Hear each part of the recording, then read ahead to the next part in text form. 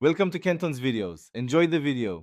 You start by confirming prerequisites, back up important files, and ensure the device is plugged in. Once done, check the system clock and network connection because mismatched time or flaky Wi-Fi can break verification. Make sure you have at least 1 GB free and download the official package plus its checksum. Now open the terminal or command prompt. This is where you begin the integrity check. You will run a checksum tool next to compare hashes. Do not skip that step. You generate a checksum using SHA-256 sum on Linux/Mac or certutil on Windows. This gives you a precise fingerprint.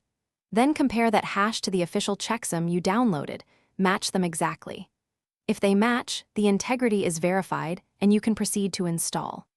If not, re-download from the official source and repeat the check, because a transient network error or corrupted mirror often causes mismatches. Make sure to clear browser cache or use a different. You install the package with your verified installer or package manager now that the checksum matches.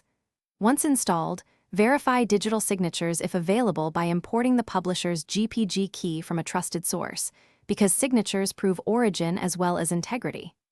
After installation, test the app quickly to ensure expected behavior. If things go wrong, try one key troubleshooting tip. Switch to a wired network, clear any download cache, and re-download from a different official mirror before repeating the checksum.